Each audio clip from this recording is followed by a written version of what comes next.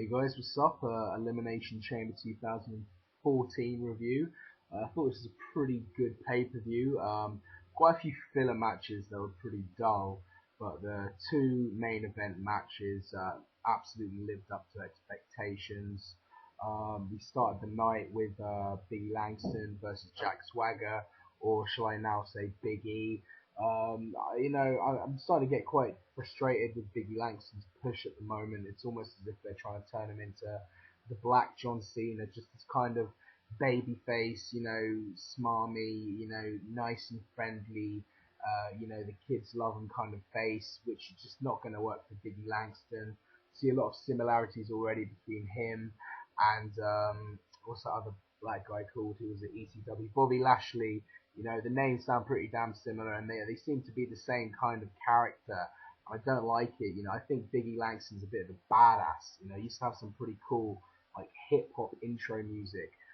Right now he's just too soft. He needs to be more modern and more current. And I don't necessarily want him to be like a racial stereotype, but he needs to be a bit of a gangster, if you know what I'm saying. Because that's what's cool at the moment, apparently, amongst the kids.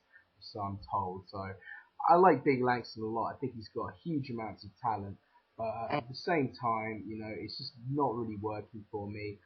So I really hope they either turn him heel and make him a badass again, or they just freshen up his gimmick.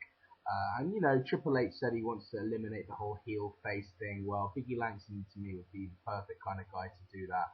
Just make him a badass motherfucker, if you know what I'm saying. The match itself was pretty dull. Crowd not really getting into it. Whatever, happy Langston retained, and yeah, whatever. The next match was, we had the Road Squad, I think it was not Road Squad, it was the New Age Outlaws, the Old Age Outlaws versus the Usos. This match was pretty disappointing. I think the WWE need to do something about the New Age Outlaws cutting their traditional promos at the start of the matches. It's two-faced, everyone chanting the lines of Road Dogg. That's not what a heel tag team should do. So perhaps at some point in the future, maybe halfway through the tag team champions of the world, it just like cuts off and says, you know what, I don't care what you want to say, or some shit like that. I don't know, just they need to turn heel, the New Age Outlaws, because right now they're just way too over to be the bad guys, and I really want to see the Usos get a match win over them at WrestleMania and cement them as the new kind of faces of the tag team division, because in a way it's quite a clever rivalry, because the New Age Outlaws are probably the best tag team of all time in my opinion, and the Usos have the potential to be one of the best new tag teams in the future.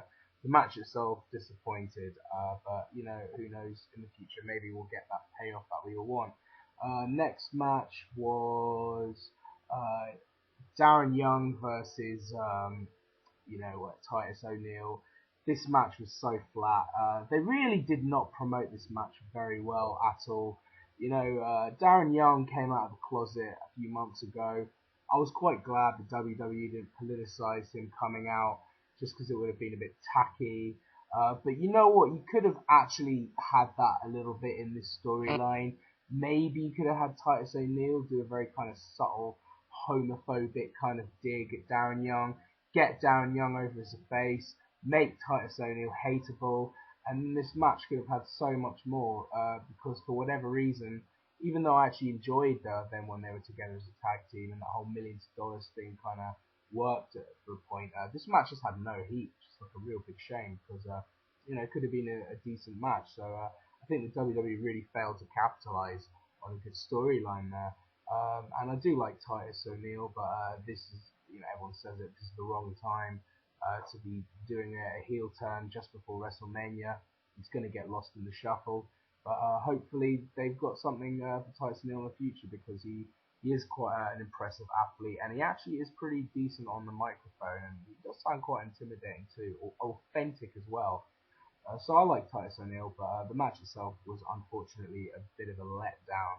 And again, these matches were fillers, so the fact that they disappointed was not a particularly big deal. Then we had the match that I was most looking forward to, the Shield versus the Wyatt family. This was actually really well done. It's got to be probably one of the first times I've ever actually seen two heels go up against each other and the crowd care so much. I think the Shield have been wasted a bit.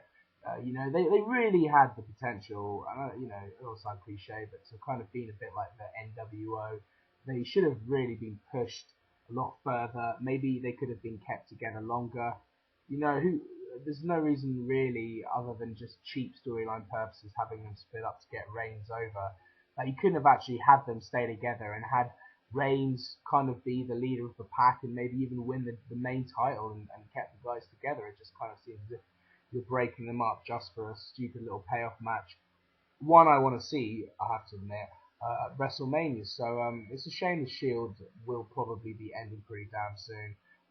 But nonetheless, they're fucking awesome. Really have enjoyed their run together for the last year and a half. They're badass as fuck. But the Wyatt family as well are awesome, and I like the fact that both the Wyatts and the Shield were getting chants from both sides of the crowd. I think that was really unique. Again, one of the first times I've seen two heels coming up against each other, and I'm sure the backroom staff will no doubt be intrigued by the way the crowds reacted to this match and the way they just boo the shit out of faces all the goddamn time in the WWE. For example, Batista in the match against Del Rio, which comes up next. So I'm sure the WWE will be very intrigued to see exactly what seems to get the crowd going. And right now, it certainly is not faces, it's heels. So very interesting stuff. The match itself was pretty motherfucking badass. Seth Rollins looked absolutely fantastic. I think it's really clever how they've actually kept him kind of like a bit of a face, being the guy to break up the kind of trouble and strife between Ambrose and Reigns. He looked fantastic tonight. Really see a good future in him as a face. Ambrose looked kind of cool. He's definitely been buried a bit over the last year or so, which is a shame because he has got talent. But in all fairness, for me, even though I'm not massively that big on size, I don't think size is that important in WWE. My God, Dean Ambrose is just too freaking skinny. He really is. He's about 6'4", and you know Daniel Bryan looks like he kick his ass legit in a fight, and that's not a good thing. Yeah, the match was pretty damn good. Some really cool spots. Luke Harper looks really good as well. Great spot with him going through the ropes and suicide dive, and then Rollins coming and jumping over the top rope with a swanton or something. Really cool match. Rollins through the table. Ambrose went missing, which I'm sure will be used for storyline purposes. Bray Wyatt and Roman Reigns, obviously the centerpieces, so to speak, of this match, didn't particularly shine. Reigns got a one or two cool Superman punches out. If I'm not mistaken, I'm not even sure Roman Reigns got a spear out on this match, so that was quite surprising. But those two look good. And I must say, I was very surprised with the ending of the match. I would have predicted that Ambrose would have just gotten the pin and then he'd be the fall guy for the Shield losing and blah blah blah. You have the breakup. So I think it's quite fascinating, really, that they've got Roman Reigns, who's over the shit, they seem to be pushing him to the moon. He pretty much lost clean to Bray Wyatt, so maybe the backroom staff like Bray Wyatt a little bit more than Roman Reigns, which I wouldn't be surprised because I do think Roman, as much as I like Roman Reigns, good-looking son of a bitch, badass in the ring, does he really have the it factor? I'm not sure. Somebody who does have the it factor is Bray Wyatt. He is pretty damn enticing and electric. I've heard one or two people say this, and I would concur. It does sound a little early to say it, perhaps a bit ridiculous, but I think Bray Wyatt could potentially be the new Undertaker, so to speak. That kind of dark enigma. I kind of think Bray Wyatt's got that in his locker. Maybe after Lesnar Undertaker this WrestleMania, by the looks of it, Bray Wyatt will face Cena at this one, hopefully, and probably will win it. Maybe Undertaker versus Cena next year. Maybe at WrestleMania 32 you have Bray Wyatt versus The Undertaker, and dare I say, you have Bray Wyatt beat the streak. That is to say, if Bray Wyatt in 2 years' time is still as hot as he is now, I think Bray Wyatt is still only like 25 or something. He's fucking younger than me. Good God.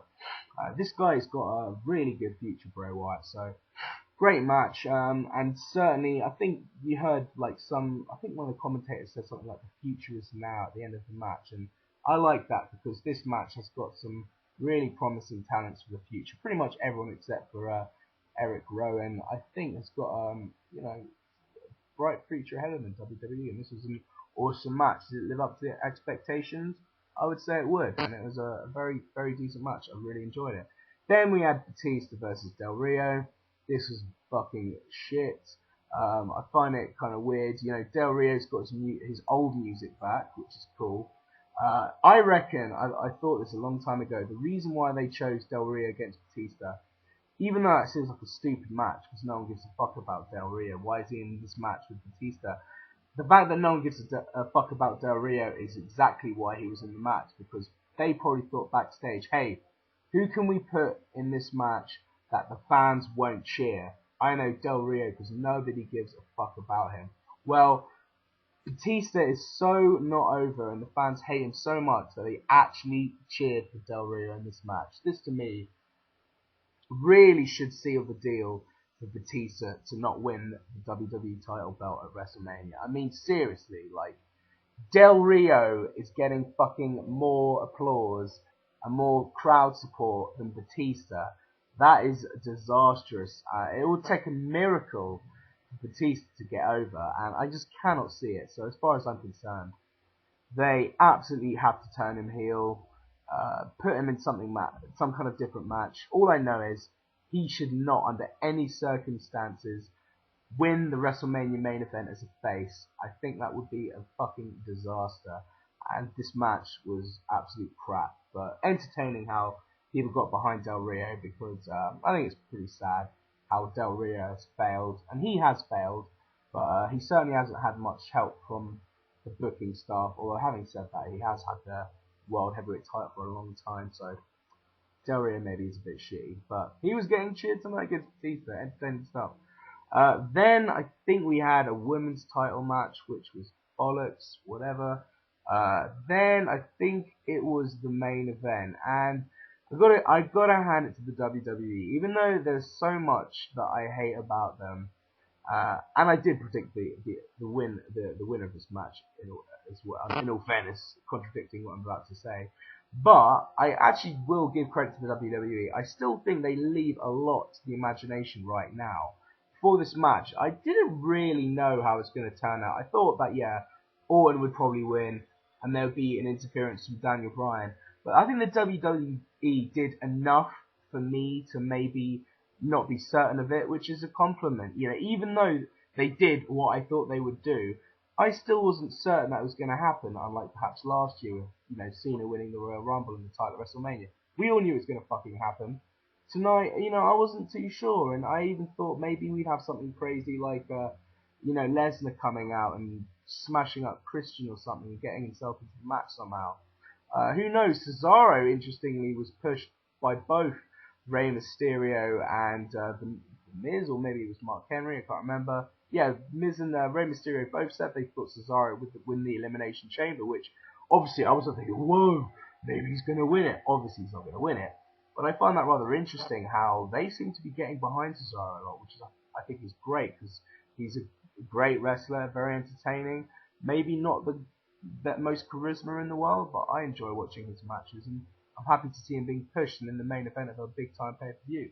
He was great in this match, and yeah, the match itself was pretty awesome. I liked how all 6 participants came out before there was an elimination. Christian looked pretty badass. I guess he's a heel now. Sheamus, I'm really not a Sheamus fan. All the time I fucking hate him.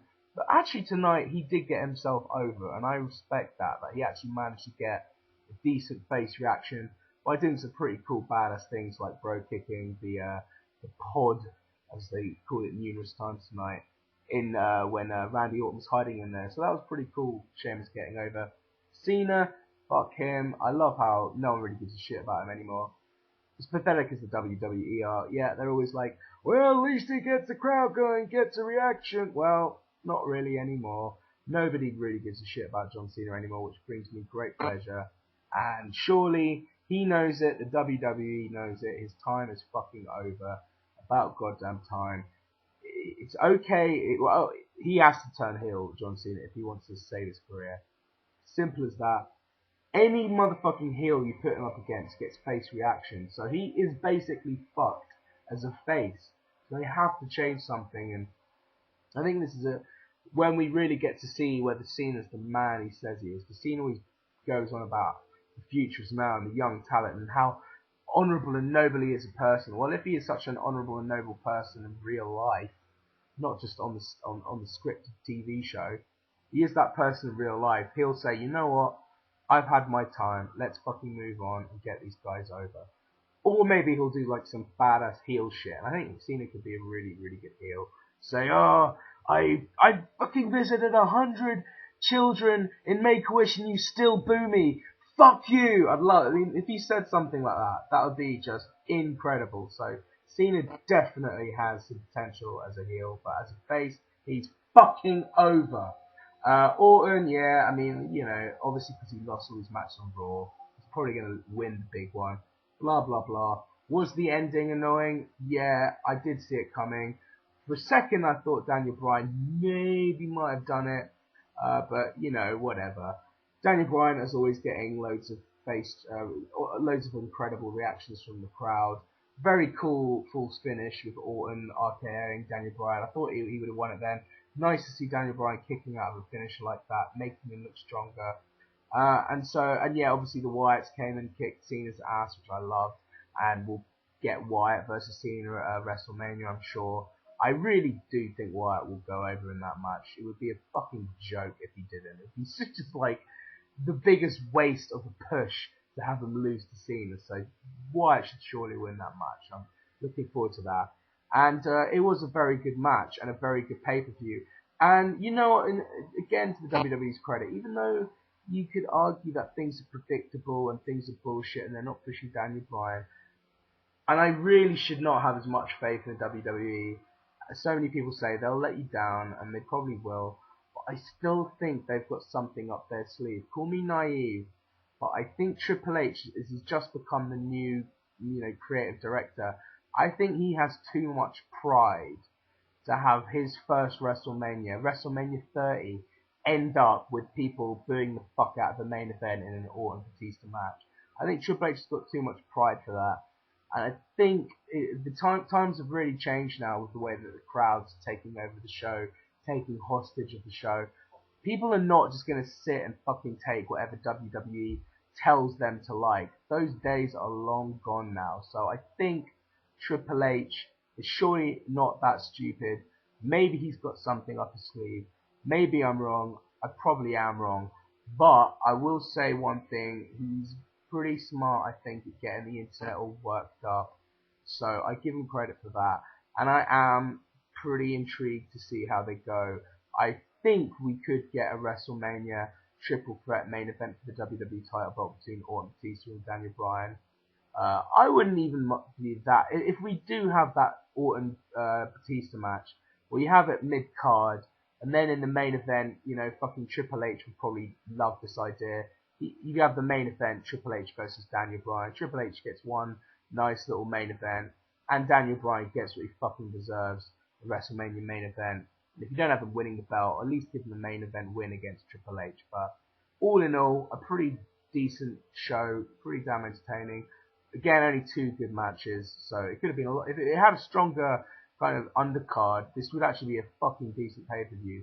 But yeah, there's only 2 good matches, so I'd give it maybe a 7 out of 10, but still pretty damn enjoyable. And the Wyatts was the Shield, very good match, and the Elimination Title Chamber match was pretty damn good too. So all in all, good shit WWE. Not amazing, but not half bad either. That's my opinion. Subscribe, motherfuckers. Bye bye.